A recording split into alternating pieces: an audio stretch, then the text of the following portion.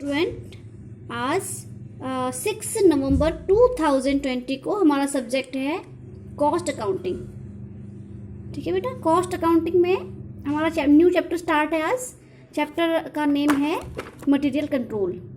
ठीक है बेटा, देखो जो हमारी ये 5th सैम की कॉस्ट अकाउंटिंग होती है, इसमें हम सारी की सारी कॉस्ट को कंट्रोल करने की टेक्निक्स पढ़ते हैं। तो क्योंकि मटेरियल हमारा फर्स्ट एलिमेंट ऑफ कॉस्ट है, यानी कॉस्ट का टोटल कॉस्ट ऑफ प्रोडक्शन का सबसे ज़्यादा अमाउंट, सबसे ज़्यादा कैपिटल मटेरियल में ही इन्वेस्ट होती है, इसलिए इस मटेरियल का कंट्रोल करना बहुत ही ज़्यादा ज़रूरी होता है।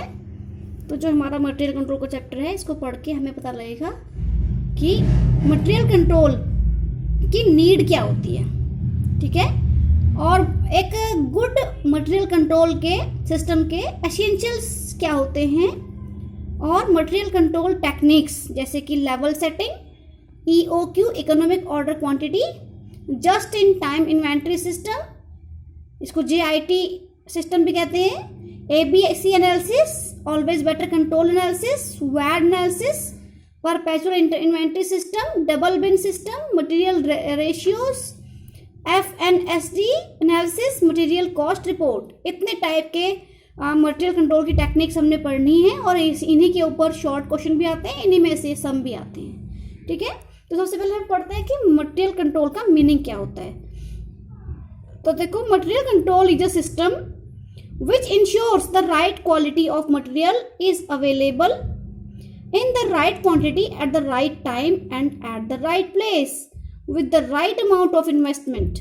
तो देखो, मटेरियल कंट्रोल में हर चीज राइट आई है, चाहे वो राइट क्वालिटी है, चाहे राइट क्वांटिटी है, चाहे वो राइट टाइम है, और राइट प्लेस, मतलब and last right amount of investment. ठीक है, तो मटेरियल कंट्रोल एक ऐसा सिस्टम है जो ये इंश्योर करता है कि हमारे ऑर्गेनाइजेशन में, हमारी फैक्ट्री में जो मटेरियल अवेलेबल है वो राइट क्वांटिटी में है, राइट क्वालिटी का मटेरियल यूज़ किया जा रहा है, राइट टाइम पे मटेरियल परचेज किया जा रहा है, राइट प्लेस पर उसको रखा जा रहा है जिससे कि वेस्टेज ना हो, और उसमें जो इन्वेस्टमेंट है कैपिटल वो भी राइट अमाउंट में है। तो देखो, एक सिस्टमैटिक मटेरियल कंट्रोल की जो विशेषताएं हैं, it can be defined as a comprehensive framework for the counting and control of material cost design with the object of maintaining material supplies at a level so as to ensure uninterrupted production but at the same time minimizing investment of funds। तो देखो, ये क्या है, एक ऐसा comprehensive framework है। इसको comprehensive इसलिए कहा गया कि इसमें बहुत सारी चीज़ें इंक्लूड हैं। ठीक है, इसलिए कॉम्प्रिहेंसिव फ्रेमवर्क एक सिस्टम है जो कि स्पेशली मटेरियल कॉस्ट की अकाउंटिंग करने के लिए और मटेरियल कॉस्ट को कंट्रोल करने के लिए डिजाइन किया गया है। और इसका ऑब्जेक्ट क्या है कि ऐसे मटेरियल या ऐसे स्टॉक को मेंटेन करना, एक ऐसे लेवल पे मेंटेन करना जिससे कि ना तो प्रोडक्शन इंटरप्टेड हो सके, यानी कि इतना कम भी ना हो मटेरियल हमारे पास जिससे कि हमारा प्रोडक्शन रुक जाए, और ना इतना ज़्यादा हो कि इसमें एक्स्ट्रा या आइडल इन्वेस्टमेंट उसमें ब्लॉक हो जाए। तो in simple words, material control is a systematic control over the purchasing, storing and using of material so as to have the minimum possible cost of material. ठीक है बेटा, तो ये बहुत बढ़िया इसने यहाँ पे मीनिंग दे दिया, सारी चीज़ें इसमें इंक्लूड कर दी हैं। ठीक है, इसके बाद देखो, अब है essentials of material control, a good system. Material control का गुड सिस्टम कैसा होना चाहिए। ठीक है, तो देखो, सबसे पहले पहला एसेंशियल क्या है, there should be proper cooperation and coordination among the departments involved in purchasing, receiving and inspection, storage, sales, production and accounting so that there may be no inadequate availability of materials which may disrupt production and lose sales। देखो, मतलब वो कह रहा है कि जो department material की purchase करते हैं, जो उस मटेरियल को परचेज किए हुए मटेरियल को जो रिसीव करते हैं, जो उस गुड्स की, उन मटेरियल की इंस्पेक्शन करते हैं, जो उसको स्टोर करते हैं, जो उसकी सेल करते हैं, जो उसका प्रोडक्शन करते हैं और जो उसकी अकाउंटिंग करते हैं। ये सारे के सारे डिपार्टमेंट्स के बीच में एक बहुत बढ़िया प्रॉपर कोऑपरेशन होना चाहिए और प्रॉपर कोऑर्डिनेशन होना चाहिए, ठीक है। तभी जो मटेरियल है उसको कंट्रोल किया जा सकता है, जैसे कि so that there may be no inadequate availability of material, जिससे कि मटेरियल बिल्कुल एडिक्वेट अवेलेबल हो सके, मतलब कि ना बहुत कम ना बहुत ज़्यादा, ठीक है। सेकेंड है purchase of material should be centralised, that is one purchasing department should authorise so to make all purchases of materials to avoid reckless buying by all departments and to ensure that all purchases are made at the most reasonable prices। तो क्या कह रहा है कि एक और चीज इन्होंने बहुत बढ़िया बताई है यहाँ पे कि जो मटेरियल को परचेस करने का काम है ना, वो किसी एक ही डिपार्टमेंट के हाथ में होना चाहिए, यानी कि परचेज डिपार्टमेंट के हाथ में होना चाहिए, जिससे कि हर कोई डिपार्टमेंट अपने मन से अपने अकॉर्डिंग, ठीक है, मटेरियल की परचेज ना कर सके, जिससे कि ना बहुत कम परचेजिंग हो सके और ना बहुत ज़्यादा हो सके, ठीक है। तो यानी कि परचेज करने का काम जो है सिर्फ एक ही डिपार्टमेंट के पास होना चाहिए, अथॉरिटी सिर्फ एक ही डिपार्टमेंट को होनी चाहिए। थर्ड पॉइंट में उसने कहा है कि there should be proper scheduling of material, और मटेरियल की प्रॉपर स्केड्यूलिंग होनी चाहिए, मतलब कि जो कंसाइनमेंट आ रहा है उसको उसके रिसिप्ट लिखवाओ, ठीक है, जो भी रिसिप्ट है उसको रिसीव करे स्टोर कीपर और उसकी प्रॉपर उसका जो है एक अपना लेजर बनाए, बिन कार्ड बनाए, उसको स्केड्यूलिंग बोला गया है। फिर है a good method of classification and codification of material should be followed, ठीक है। और एक सिस्टम ऐसा भी होना चाहिए कि डिफरेंट टाइप का मटेरियल हमारे पास आ रहा है उसको क्लासिफाई किया जाए, ठीक है, उनके सिमिलर नेचर या कैरेक्टरिस्टिक्स के अकॉर्डिंग, और उनकी कोडिफिकेशन, उनको कोड नंबर दिए जाए, जिससे कि मटेरियल का जो वेस्टेज है, लॉस है, वो ना हो सके, ठीक है बेटा। उसके बाद है there should be proper inspection of material when they are received by the receiving department. उसके बाद जब मटेरियल परचेज करके लाया जा रहा है तो रिसीविंग डिपार्टमेंट के द्वारा उसकी प्रॉपर इंस्पेक्शन हो सके, यानी कि फिजिकल काउंटिंग हो सके। Standard forms for requisition, requisition क्या होता है? जब मटेरियल की परचेज का जो सिस्टम है वो स्टार्ट किया जाता है, यानी कि परचेज प्रोसीजर जब स्टार्ट किया जा रहा है तो सबसे पहले परचेज रिक्विजिशन लेटर इश्यू किए जाते हैं। तो उनके जो फॉर्म्स हैं वो स्टैंडर्डाइज किए जाएं, मतलब कि प्रॉपर फॉर्म रिक्वेशन लेटर के बनाए जाएं, प्रॉपर ऑर्डर के, प्रॉपर इश्यू के, proper transfer of material from one job to the other and transfer of material from the job to the store should be used. मतलब इन सब के लिए इनकी अपनी फॉर्म्स बनाए जाएं, ठीक है, डॉक्यूमेंटेशन हो। The storage of material should be well planned to avoid losses from the carelessness and damage, deterioration, evaporation and pilferage. तो कह रहा है कि मटेरियल की प्रॉपरली उसको स्टोर किया जाना चाहिए, जिससे कि उसकी चोरी ना हो सके, ठीक है, उसका डैमेज लॉस ना हो सके, उसको हैंडल करने में लापरवाही ना हो सके, नमी से वो खराब ना हो और भाप से वो उड़ ना जाए, ठीक है। उसके बाद है a goods method of issue of material to various jobs, order और processes should be followed so that there is delivery of right time of material to the jobs, orders और processes in the right quantity at the time they are needed. तो उसके बाद वो कहता है कि issue of material के methods आपको बताए हैं, LIFO method, FIFO method, weighted average method. तो इनमें से एक गुड मेथड यूज किया जाना चाहिए, ठीक है बेटा। तो ये आपके गुड मटेरियल कंट्रोल के एसेंशियल्स हो गए। अब हम कर रहे हैं टेक्निक्स। मोस्ट इंपॉर्टेंट यहाँ से हमारा पॉइंट स्टार्ट होता है। ये आपके क्वेश्चन जो है शॉर्ट में भी आएंगे, ये क्वेश्चन लॉन्ग में भी आएंगे बेटा, ठीक है। तो देखो techniques of material control. First है लेवल सेटिंग। लेवल सेटिंग में क्या होता है कि प्रॉपर कंट्रोल करने के लिए मटेरियल का डिफरेंट टाइप्स के लेवल को सेट कर दिया जाता है, जैसे रीऑर्डर लेवल, ठीक है, minimum level, maximum level, danger level, average stock level, इतने टाइप के हमारे लेवल सेट कर दिए जाते हैं, ठीक है। तो देखो सबसे पहले हम पढ़ते हैं रीऑर्डर लेवल। रीऑर्डर लेवल आपका थ्योरी भी आ सकती है और सम भी आ सकता है। और सम ज़्यादा आता है शॉर्ट क्वेश्चंस। तो देखो reorder level, it is the amount at which if stock of a particular material in store approaches the store keeper should initiate the purchase requisition for fresh supplies of that material.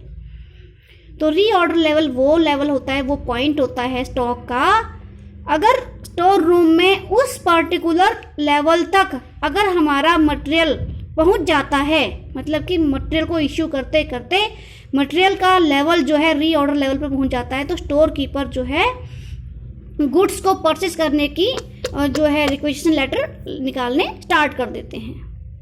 ठीक है बेटा, ठीक है बेटा।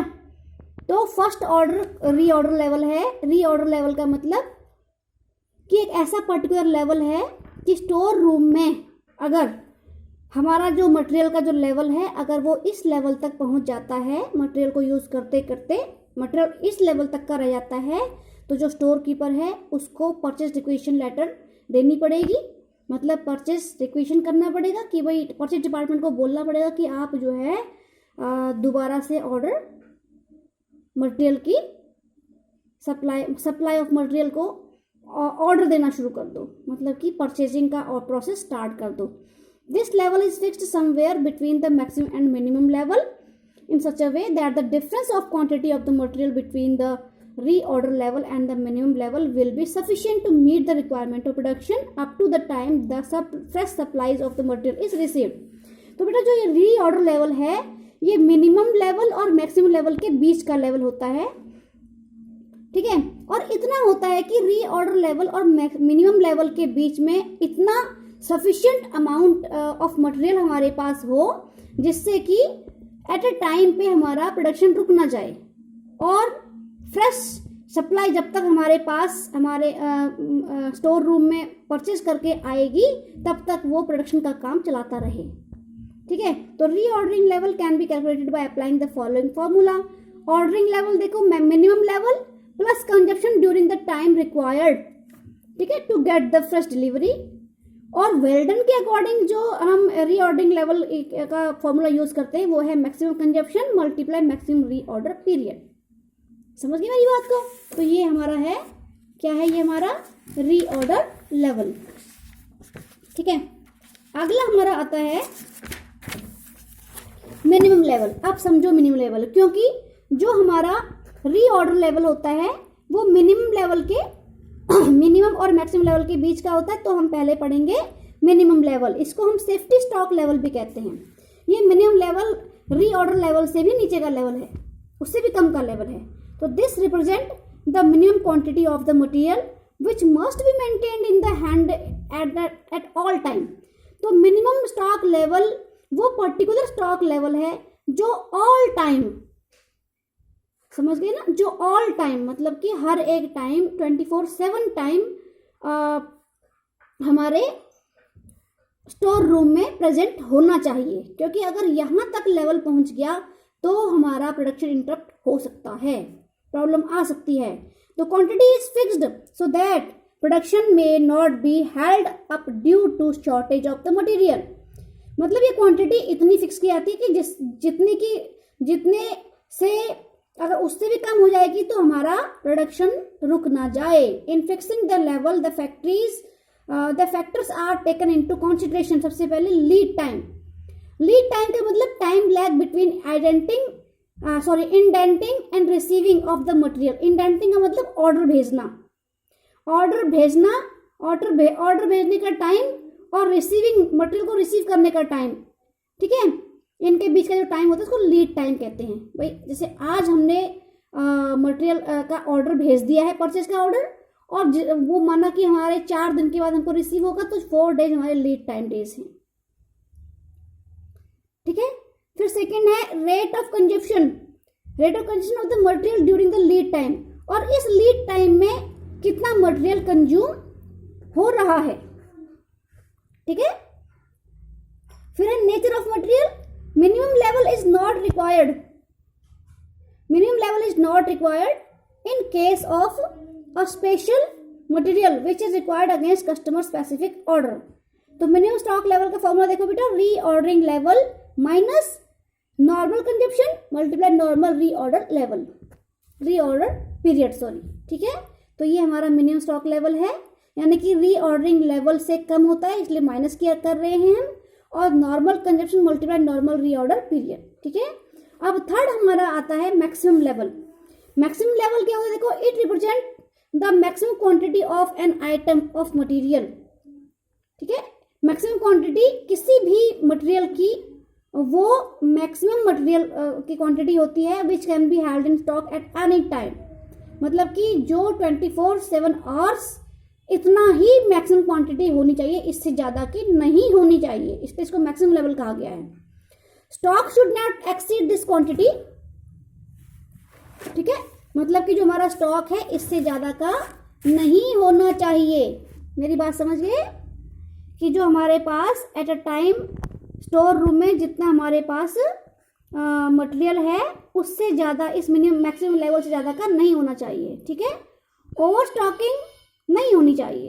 तो इसका formula देखो, हाँ बेटा, तो minimum stock level, sorry, maximum stock level का जो फॉर्मूला है वो है रीऑर्डरिंग लेवल, क्योंकि रीऑर्डरिंग लेवल से ज़्यादा होता है ना ये मैक्सिमम लेवल, क्योंकि रीऑर्डरिंग लेवल से बड़ा होता है, इसलिए इसको इसमें हम रीऑर्डरिंग लेवल लेते हैं। Reordering level plus reordering quantity minus minimum consumption multiply minimum reorder period, ठीक है। तो ये फॉर्मूले आपको याद करने पड़ेंगे, क्योंकि 3-3 मार्क्स के, मतलब 2 क्वेश्चन तो शॉर्ट आएंगे ही इसमें से, और 4 क्वेश्चन मिलके, शॉर्ट वाले 4 क्वेश्चन मिलके पूरा 10 मार्क्स का क्वेश्चन आएगा ये, ठीक है। इसके बाद हमारा अगला लेवल है डेंजर लेवल।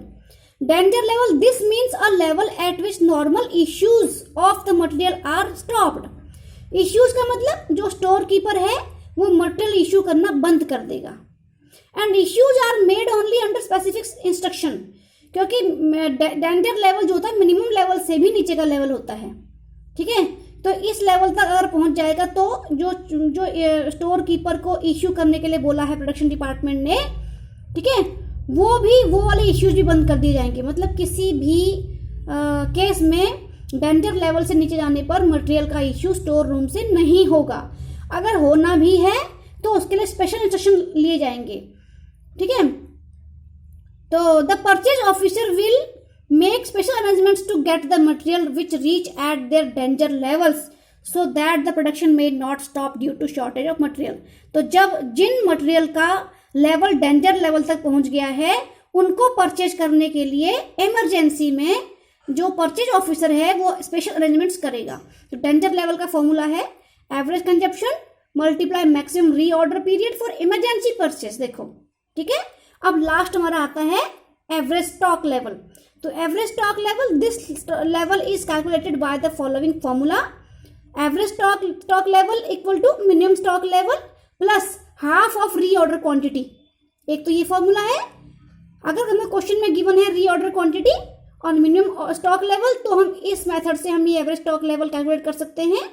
नहीं तो minimum stock level maximum stock level दोनों को प्लस करके उसका एवरेज ले लेते हैं, तो वो भी हमारा एवरेज स्टॉक लेवल होता है, ठीक है बच्चे। तो यहाँ तक आपने जो है आपके लेवल हो गए। तो ये लेवल सेटिंग टेक्निक्स थी, इसके सम आपने करने हैं, जिसको नहीं आएगा फिर मैं उसको दोबारा समझा दूंगी, ठीक है। अब बेटा एक चीज और है, इकोनॉमिक ऑर्डर क्वांटिटी, वो मैं आपको जो है अगली वीडियो समझाऊंगी, क्योंकि इसमें के लॉन्ग क्वेश्चन भी इसका बनता है और शॉर्ट क्वेश्चन भी बनता है, ठीक है। तो अगली वीडियो में मैं आपको इस चैप्टर के थोड़े से मैंने आपको वो भी समझाने हैं, क्या इलस्ट्रेशन भी समझानी है बेटा। तो ये आप लोग अच्छे से सोच करोगे। और देखो जैसे यहाँ पे देखो, मैं टिक करो जरा सा, कौन कौन से क्वेश्चन करने हैं आपने। क्वेश्चन इलस्ट्रेशन नंबर 3 करना है आपने, ठीक है, 4 करना है और 5 करना है। नहीं समझ में आ रहा तो मैं समझाऊंगी, मेरे को एक बार जो है आप कॉल कर देना, ठीक है बेटा। उसका इलस्ट्रेशन नंबर 6 करना है आपने, 7 करना है, ठीक है, 7 करना है एंड और लास्ट हमारा है, अभी तो मैं सिर्फ मैं इलस्ट्रेशन दे रही हूँ, सम नहीं दे रही हूँ, ठीक है। बाकी 16 से अपने कॉलेज स्टार्ट हो रहे हैं तो उसमें देखेंगे उसके बाद, ठीक है। उसके बाद बस इतने ही आपने करने हैं अभी फिलहाल, ये आपका होमवर्क है। और इकोनॉमिक ऑर्डर क्वांटिटी में इसकी बात कराऊंगी, क्योंकि पिछले साल इसका एक लॉन्ग क्वेश्चन 10 मार्क्स का आया है, एक 3 मार्क्स का शॉर्ट क्वेश्चन आया है। तो ये चैप्टर हमारा इतना इंपॉर्टेंट है कि इसमें से 16 नंबर का ओनली सम आते हैं और 3 मार्क्स की थ्योरी भी आती है। ठीक है बेटा, तो बाकी आपकी अगली वीडियो में कराऊंगी।